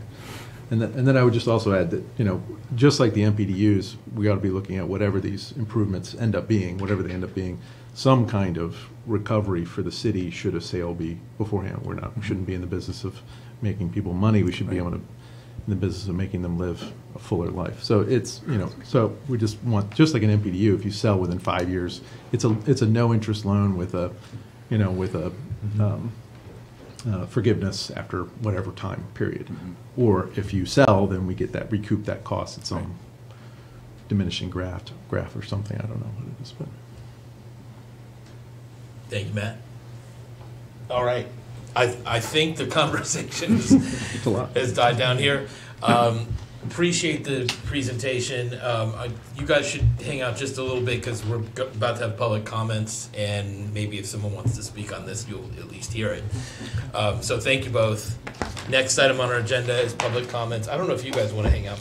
No, take off. Okay. Okay. I don't want to volunteer. But Phil and Matt, thank you very much. Oh, thanks, guys. That's great.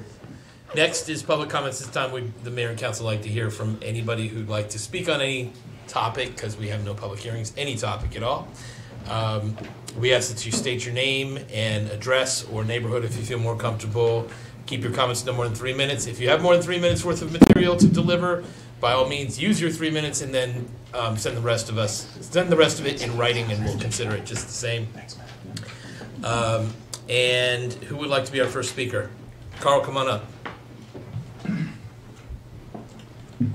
Hi, my name's Carl Van Nest. I live at 52 Redding Ridge Drive in Gaithersburg, Maryland. Thank you for making time for me.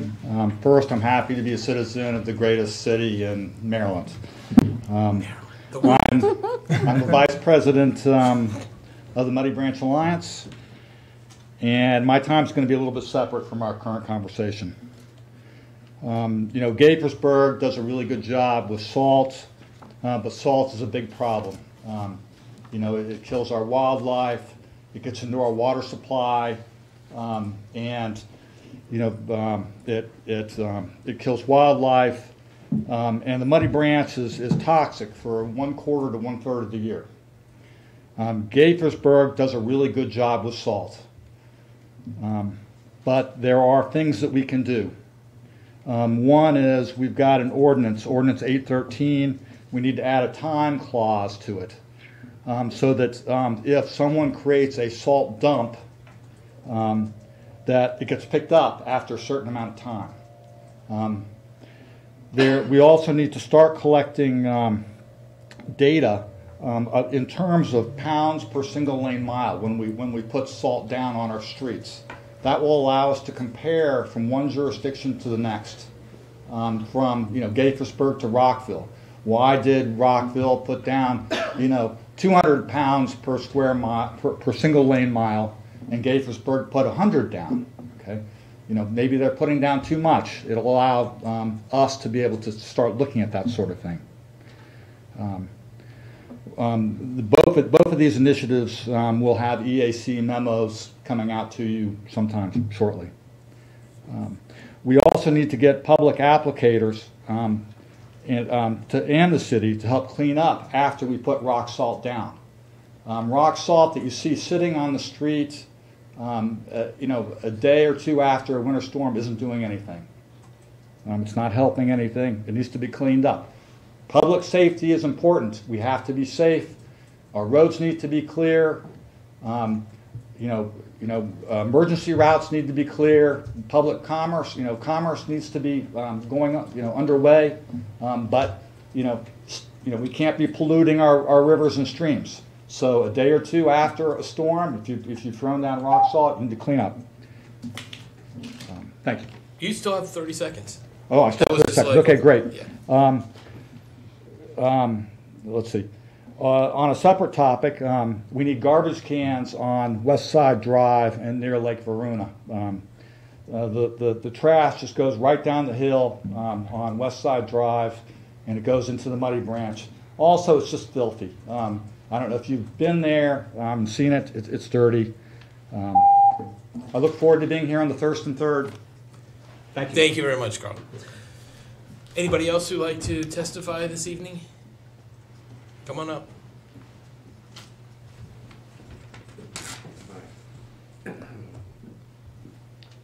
Hey, good evening. David Mullins, Gateway Apartments on Clapper Road.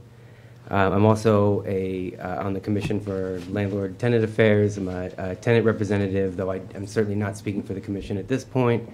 But yeah, just here as a private citizen. I know this is not it sounds like there's going to be more public comment on the housing element in that process, and I look forward to that. And so, I know this is not like the only time for that or anything, but I was at some of those sessions. I attended one of the advocate sessions in my professional role.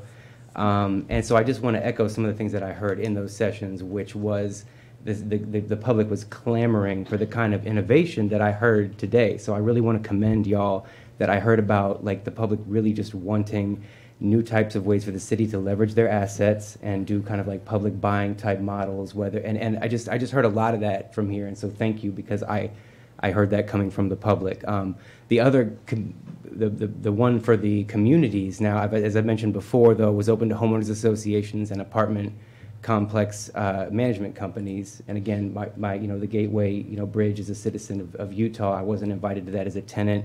That would have been another good forum for that. But I just want to commend, that focusing on that. And then the other thing I heard was a call for transparency.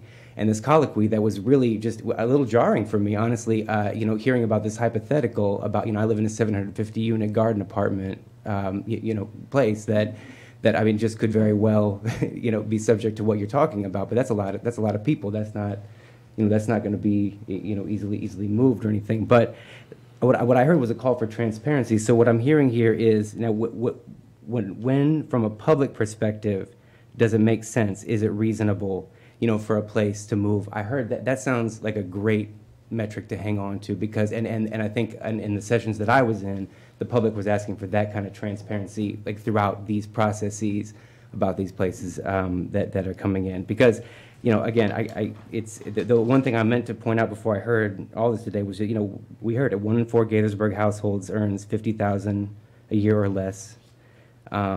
But then the MPDUs are for $71,000 to $90,000, and I don't agree with the county executive on a lot, but I think his criticisms of the county MPD unit are reasonable, and we should make the same ones if we're going to tout our program here. Thank Thank you. Thank you. Is there anybody on Zoom who'd like to testify? If so, use the Zoom raise hand function. Going once, going twice. Okay. All right. Thank you both. Carl will look forward to the Environmental Affairs Committee memos and that discussion. Tanisha, maybe we can share with Kevin Roman the concern about garbage cans along West Side Drive. It's something our neighborhood services would regularly inspect for anyway. Okay. And David, thank you for your comments. Okay, so next we have from the mayor and city council. We're going to start with Councilmember Harris. Thank you, Mayor. So first, let me talk about a few events that took place over the last couple of weeks. For those of you watching, you may have heard that there was an election. I'm sure that if you're watching, you probably are very well aware of it and very happy that there are no more election commercials on television. I'd like to congratulate those who were successful in their quest for public office and thank those who stood, whether you were successful or not. I think we had a very good quality election in Maryland and in Montgomery County in particular. And I'm glad to see things went as smoothly as they did, even though votes remained to be counted for more than a week after the election. Also, I attended the Montgomery County Chamber of Commerce Awards Dinner, which was a terrific event as always, and I want to particularly single out one of the several award winners. Our own company, Novavax, was selected for the Global Impact Award for this year. So congratulations to Novavax, and please keep up the good work. Attended the Veterans Day observance on the 11th, and thanks to Colonel Marquez for his remarks. It was a very inspirational event as always. Attended the Economic Development Committee meeting, which was focused on a presentation of the current developers' plans for Lake Forest Mall, which was also a spirited discussion, which I was happy to listen to, although I wasn't really able to participate because the proposal has been submitted to the city and we're now in a different situation. Anyway, upcoming events, everybody's probably aware that there's this Thanksgiving holiday thing, so I hope everybody enjoys themselves and then goes on a good diet afterward. I'm looking forward to my Thanksgiving down in Raleigh, North Carolina, where my daughter, who's a trained chef, always outdoes herself, and it's fabulous. And I'm not eating between now and then, so I'll even start the diet beforehand. And finally, the city's Winter Lights event starts on the 25th of this month and runs through the end of December. Always a great event. Remember to order your tickets in advance because we're not selling tickets at the gate anymore. That's it from tonight. Thank you. Thank you, Neil. We'll go to Lisa. Thank you, Mr. Mayor. First, I attended the Council in the Communities was back on. I thought it was an incredible showing of the community. I really appreciated staff being there, and no comment that came or question that came from the community was the staff not able to answer. It was an incredible showing. So for the future, and we have more to go, right? So for every quarter. Every quarter.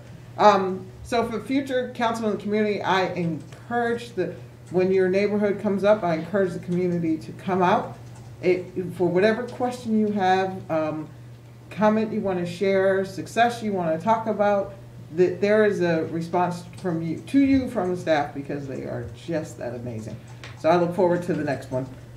Also participated in the city's Veterans Day celebration, which is always an amazing celebration and a day to be thankful for those who sacrificed. It's sometimes way too much for our safety so that we sleep well at night. And I say thank you to them for their service. Last week, spent the week in Kansas City, Missouri at the National Leagues of City Conference. It was my first time attending. and no one told me to bring roller skates. It was, it was amazing. 4.5 days of conferences and sessions and work sessions, 4,000 people in attendance, 49 of 50 states were represented. Hawaii wasn't there.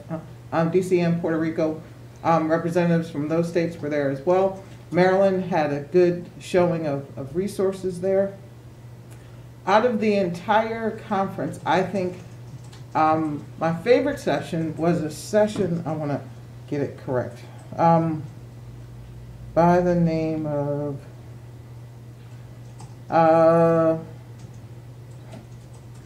Closing the Affordable Housing Gap in Your City, Innovative Approaches and Partnerships. It was hosted by the National Apartment Association, and they gave 5 steps to recommendations to filling the affordable housing gap. Tanisha, I have lots to download from my brain and to share with you. It was very exciting, and those are tangible things that can actually be put in place. And the first was a community trust fund. So I'm excited that we are talking about that here in the city of Gaithersburg as well. At NLC, I also joined the Women in Municipal Government Committee, and also, I want to get the name right, the National Black Caucus of Local Elected Officials. So I'm excited now to represent the city of Gaithersburg on those 2 committees, and more to go. To everyone, happy Thanksgiving. I look forward to all the good food that my mother will make and ignoring the bad food that I will make, passing that on to others. Lastly, I want to read release here. Make your voice heard on stormwater management in Gaithersburg. The City of Gaithersburg Stormwater Management Program is conducting a survey to learn about community perceptions of stormwater management in the city and how best to engage and inform residents about stormwater topics and projects. The anonymous survey is available online in both English and Spanish. How would you like stormwater management information shared with you? What do you think of the city's program? Your input will guide communication and engagement methods on future projects and updates. Learn more about the city's stormwater management program at I don't know what here is on the Gaithersburg website. Take the survey in English and in Spanish. For more information, call 301-805-7517 or email stormwater@gaithersburgmd.gov. Thank you, Lisa. We'll go to Jim. Thank you, Mayor. I guess we'll continue with the announcement theme, and then I'll go into my comments. After a closed executive session was held by the Mayor and City Council on Monday, November 14th, 2022 at approximately 8:44 p.m. pursuant to a motion adopted unanimously. The session was proposed to be closed pursuant to the general provisions article of the Annotated Code of Maryland, sections 3-305B1I, the appointment, employment, assignment, promotion, discipline, demotion, compensation, removal, resignation, or performance evaluation of appointees, employees, or officials over whom it has jurisdiction, and 3-305B1II, any other personnel matters that affects one or more specific individuals. The topic discussed was a personnel matter. Present at the meeting were Mayor Ashman, Council Members Harris, Henderson, McNulty, and Spiegel. Staff present were City Manager Briley and City Attorney Board. Upon conclusion of the discussion, the closed meeting was adjourned at approximately 9:08 p.m. I'd like to start by echoing the Mayor's thoughtful words about the tragedy in Potomac Oaks. Thank you so much to our first responders, to the people at Brown Station Elementary. It is a miracle that there were an additional, I think, 10 to 12 people injured, but that nobody else was killed in that explosion. And I also want to bring everyone's attention to the new crisis intervention line 988 that is available.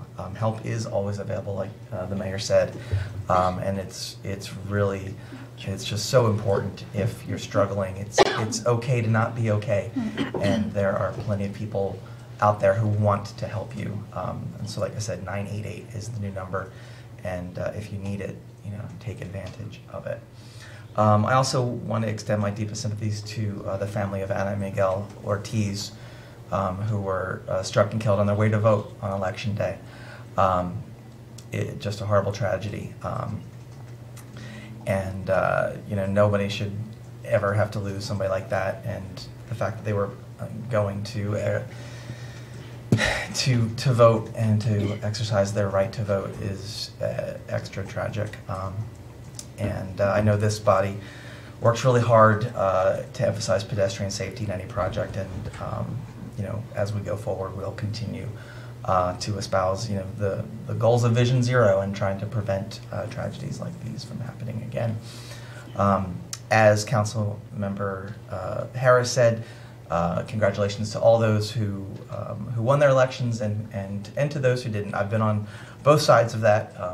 And I understand the highs and the lows of that, but we're so blessed in Montgomery County, bless you, to have such strong candidates, and congratulations to Governor-elect Wes Moore, and there's too many people to count, but particularly to Congressman Trone, all of the county council, our D17 and 39 legislators, and our county executive. I attend a number of the events that you've already heard about, Veterans Day and Council in the Communities. I agree they were really tremendous events. I got to attend the S'mores Under the Lights on Friday night in the cold. Amy and I got to see Santa Claus, which was very exciting, and we walked the entire loop, good 3+ mile loop. I was tired at the end, but it's definitely a little quicker doing that loop on my bike, I will say that. But we had a very nice time. Also this past weekend, I did a food distribution with the Gaithersburg Hub with former council member Yvette Monroe at the Seneca Creek Apartments, with it being Thanksgiving, very much top of mind, making sure that people in our community have enough to eat, and they're out there every month, battling food insecurity, as well as other places. My own, St. Martin's Parish food pantries out there every day as well. If you're thinking about being generous this holiday season, there's plenty of places that could use food contributions, financial contributions. I've heard anecdotally that the need continues to be up, and a number of places the donations, in many places are down. So please consider giving to your local food pantries. And concluding that Thanksgiving thing, as Neil said, I just want to say how thankful I am to be able to sit in this seat on this dais. I'm very thankful to serve the greatest city in the world as a council member. I'm very thankful for my colleagues, very thankful for all of you. I'm very thankful to our wonderful professional staff who just do a tremendous job of keeping this city running really, really well. Lisa and I just celebrated our first anniversary as elected officials, and I'm very grateful for that opportunity. So thank you for allowing me to serve you, and I look forward to another great year. Thank you, Mayor. Thanks, Jim. So you said that so eloquently. I'm just going to echo all of that about Happy Thanksgiving to everyone, and all the reasons that you're grateful, because we're all grateful for the same reasons.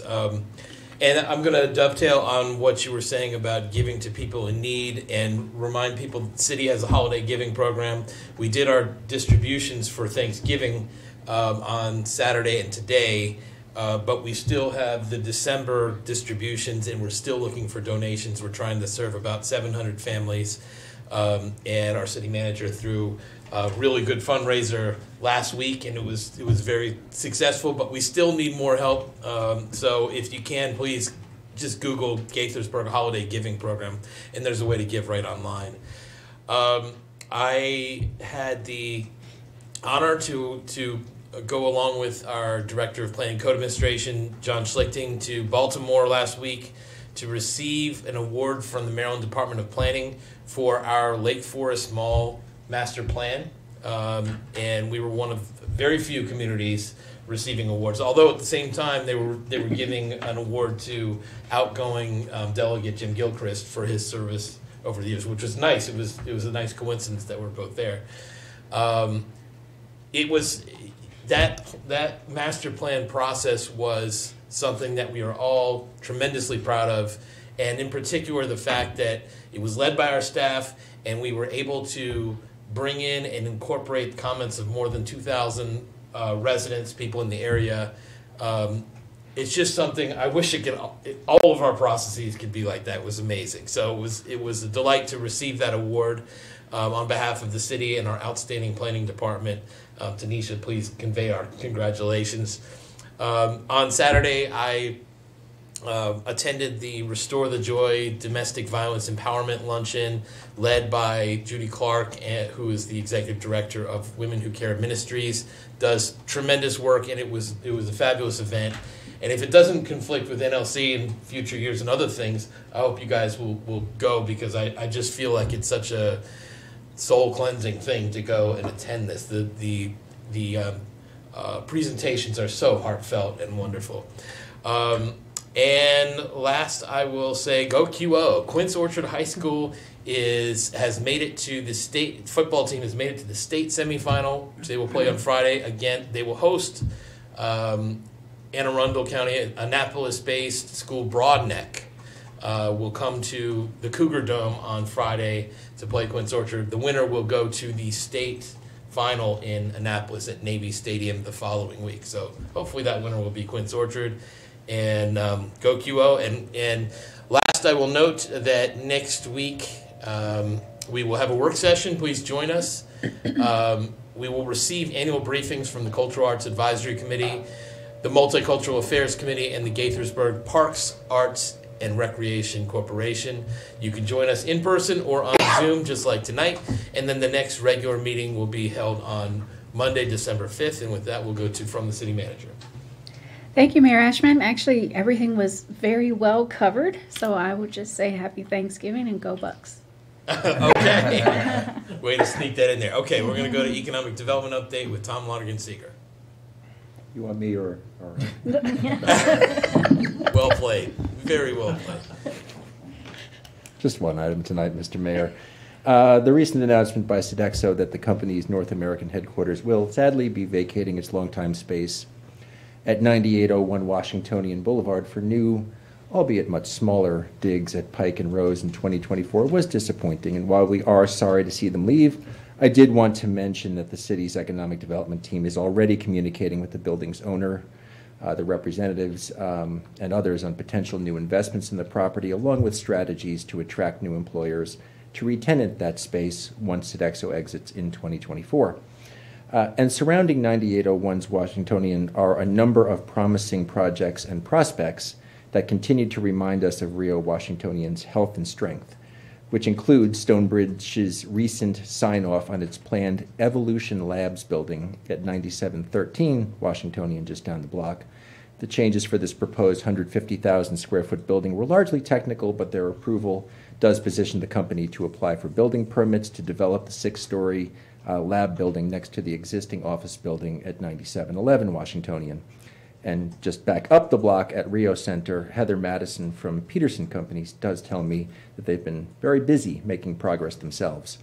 Peterson, which owns and manages most of the retail space located within the Rio complex, tells me that they recently signed a deal with rock climbing gym Sport Rock. You know it? I hadn't heard of it. To take over the remaining vacancy in the main Rio building, about 45,000 square feet. They tell me the company has been working on their plans and hope to open for business quite soon. Also, the Silver Diner, Lisa, is currently working on their outdoor dining space to feature an enclosure so that they can better utilize the space year-round. Peterson is also looking to open up Charlie Prime Foods in the old Taratai space and Miss Toya's Southern Kitchen in the former VGR space early next year. They also mentioned that they have a couple more deals in the hopper that are pretty close to wrapping up. They can't tell us what that is yet. They're not wrapped up, but they will soon. And finally, Heather did want me to make sure I mentioned to all of you that our city's building inspection teams, with whom they have been working very closely on these various projects, have been, and I quote, great, and that they've been incredibly appreciative for everyone's time taken on plan reviews, that they can get these new tenants open as soon as possible. So I wanted to thank Robbie Mard and his team and thank them for the good work they've done, and happy Thanksgiving. Thank you. Please convey our thanks as well, and we'll look forward to cutting those ribbons when those restaurants that sound awesome open. Will do. Yeah. Thanks. Thank you, Tom. Okay, we're going to move on to ordinances, resolutions, and regulations. Eric Perla, Assistant City Attorney, will be leading us in this discussion. This is just an introduction here. Sure. Good evening, Mr. Mayor Ashman, council members, Ms. Briley, and Ms. Board. This evening, we're going to introduce a proposed draft of the amended city ethics ordinance codified in Chapter 7A of the City Code. The Maryland legislature recently enacted House Bill 363 and House Bill 1058 during the 2021 General Assembly. These bills made various modifications to the state ethics law, which is codified under Title V of the General Provisions article in the state code. Pursuant to Section 5807, the city is required to adopt local ethics ordinances, which are, for the most part, equivalent to the state's provisions. Since various of these state provisions have been modified or amended pursuant to that 2021 legislation, the city is now required to look into its own ethics ordinance and revise as necessary. I have, for the most part, tried to include the suggested language sent to us by the State Ethics Commission. That was for the purpose of allowing this mayor and city council to analyze fully the original language and openly discuss any modifications that you may want to make.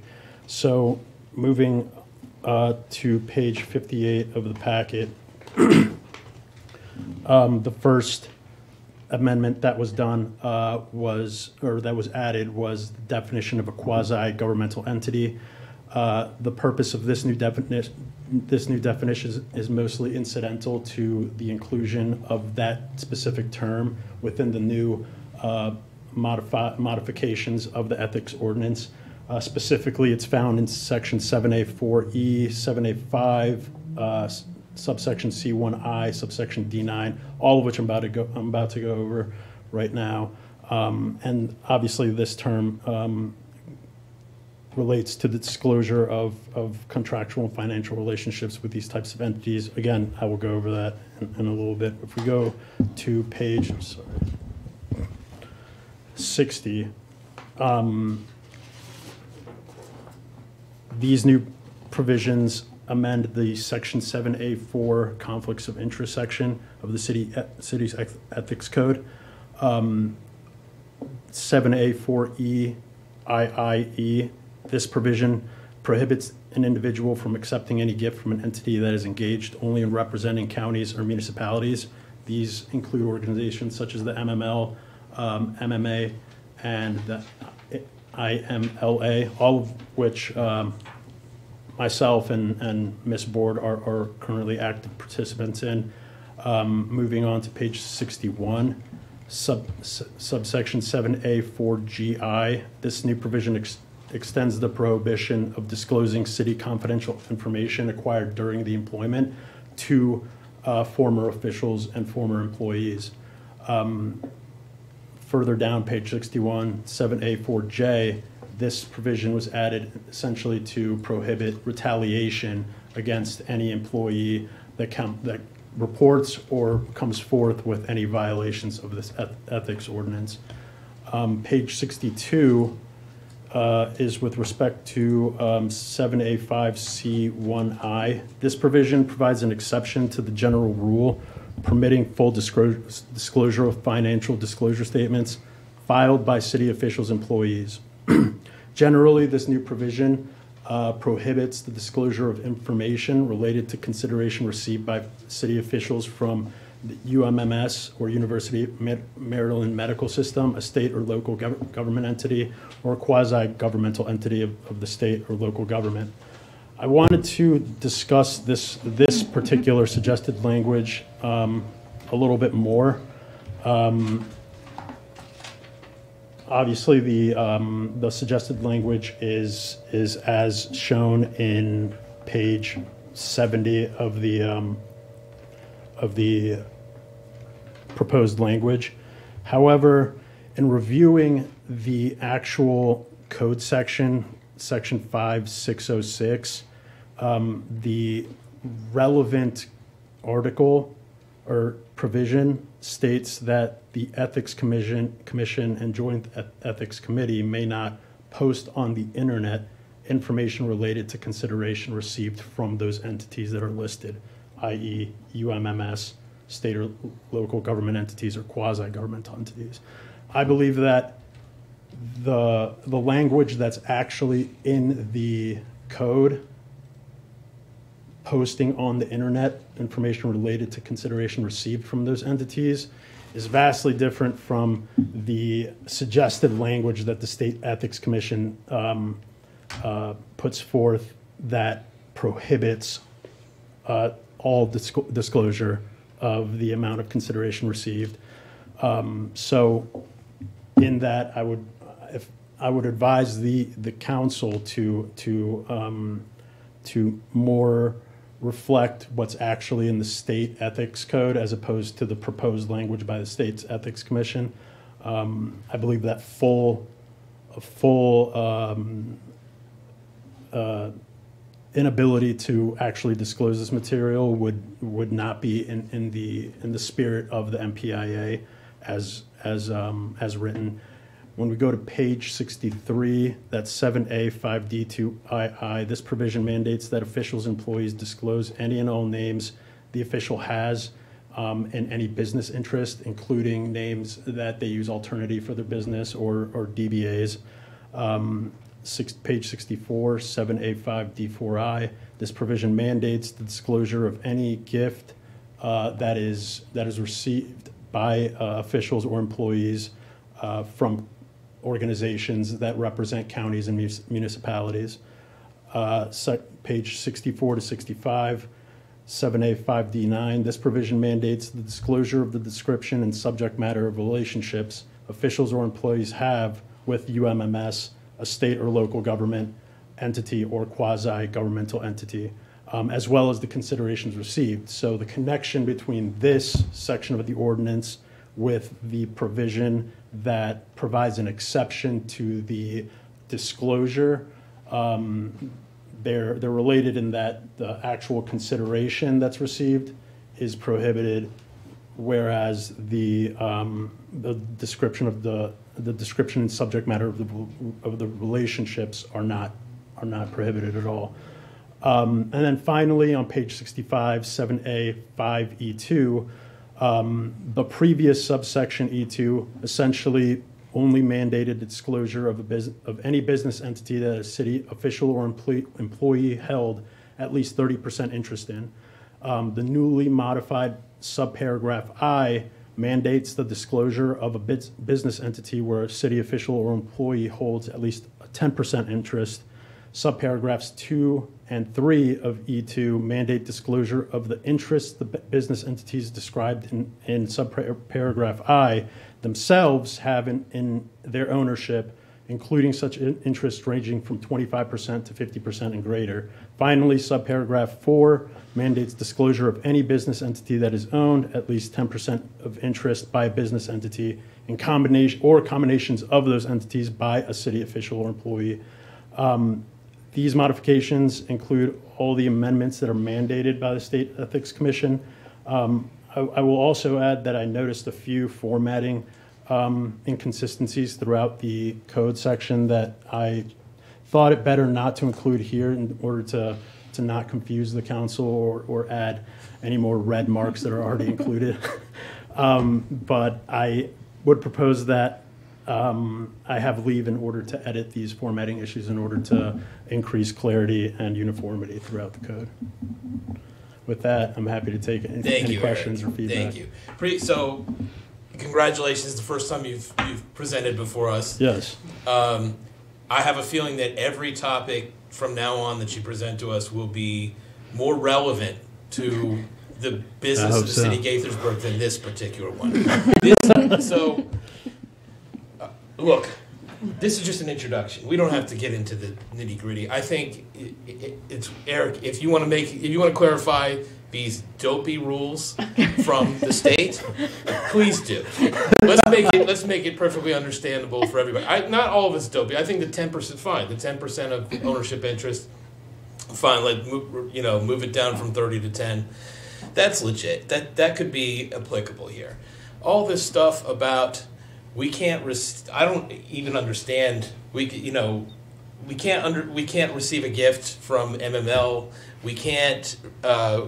There's different rules about receiving, very specific rules about receiving consideration from the University of Maryland medical system, which I think has been relevant exactly 0 times in the history of Gaithersburg. Look, this all comes from very well-meaning delegates and senators who make rules for themselves, and then someone stands up and says, well, we want ethics to apply equally to everybody.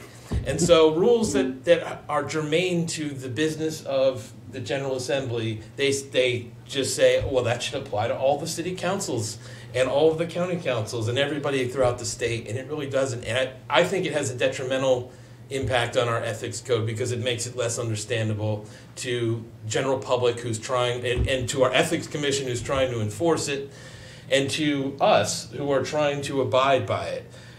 We have all this extraneous stuff that's got nothing to do with what we do in the city of Gaithersburg. So I think it's well-intentioned but extremely dopey.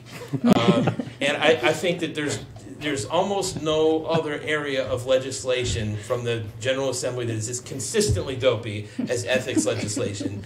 And I've been working on this for over 10 years, for 12 years, I mean, at the very least. So, yeah, this is housekeeping. They've mandated that we have this sort of language in there, that it's covered. We're going to end up doing it. Let's just introduce this and... Sounds good. So does this mean that if we go on a retreat with MML, they can't provide us with food? Is that what it means, Lynn? Yeah, I mean, again, I think this was intended so that, like, MML wasn't buying dinner for legislators and that type of thing. Yeah, it's our organization. Yeah, but if it's an MML conference, I mean, we pay for that. Right. So it's not like they're gifting that to us. Yeah. Yes, it's creating a confusion where there's no need for a confusion. Yeah. But we'll figure that. We can figure it out during the public hearing that we'll have to have on this. It's like saying that we can't go out to dinner with our lobbyists and have them pick up the tab even though we're going to cover that cost. I mean, it's just really bizarre. Yeah. Would someone like to move that we introduce? Or if you have questions, please go right ahead. Other than how do you really feel, I will... Don't move to introduce it. No, we'll get letters. I'm just kidding. We don't want it. We want to be in compliance with it. I will move the resolution. Okay. Second. Which is the introduction. Move the introduction. Yeah. Okay, and second. All those in favor, please say aye. Aye. Okay. Aye. Carries unanimously. Considered introduced. We'll go to public hearing and dive into these wonderful details. Okay. Eric, thank you very much. Thank From the City you. Attorney. Happy Thanksgiving, everybody. Happy Thanksgiving to you. Just briefly, I wanted to provide a quick overview of the national opioid settlement. We will finally be receiving our first annual set of funds. We'll be receiving direct payments in December of a little bit over $25,000, and then there will be additional funds of around $30,000 in grant payments that should be received in the spring of this year. The city has created a opioid abatement team with representatives from community services, Parks and Rec, and police that are looking at the best ways to spend this money. And they've come up with some recommendations that we'll be taking a look at and moving forward. So we will have programming. And they've done a great job of coordinating with both the county and MCPS to make sure we're not duplicating other services. But the focus seems to be primarily on educational opportunities. That's it. So I will also wish everyone a happy Thanksgiving. Thank you, Lynn. Anything from any other staff? Looking at you, Lana Gitziger. Okay. All right. Then let me just go back to our upcoming sessions. Next week, again, join us for a work session to receive briefings from Cultural Arts Advisory Committee, Multicultural Affairs Committee, and G-Park. And then the next regular meeting of the Mayor and Council will be on Monday, December 5th. Happy Thanksgiving, and I hope everyone goes out and enjoys Winter Lights. Until next time, let's do great things. Gaithersburg, we are adjourned.